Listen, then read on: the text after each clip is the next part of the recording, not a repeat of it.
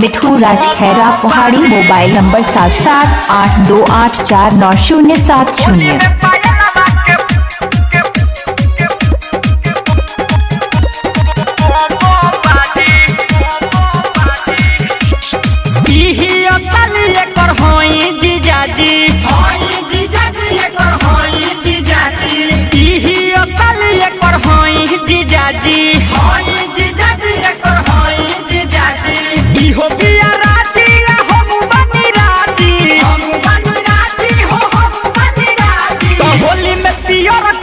बम बम बाजी हो बम बम बाजी तो होली में पायल के बम बम बाजी।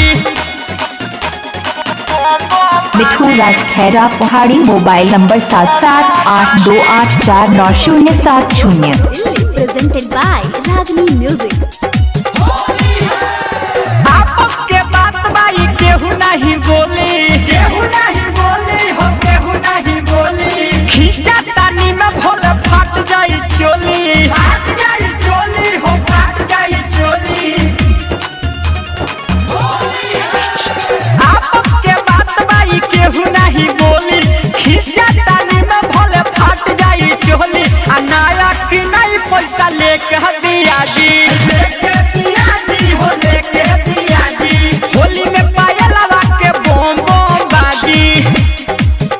मिठू राज खैरा पहाड़ी। Mobile number 7782849070।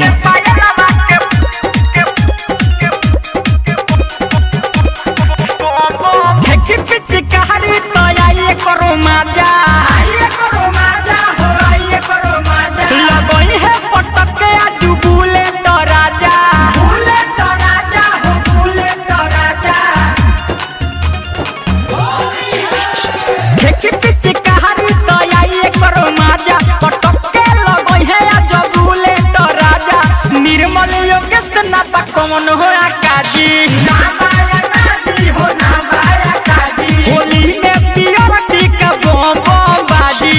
हो पिया राजी हम बनी राजी, हम बनी राजी हो, हम बनी। मिठू राज खैरा पहाड़ी। Mobile number 7782849070। तो होली में पायल के बम बम बाजी। Presented by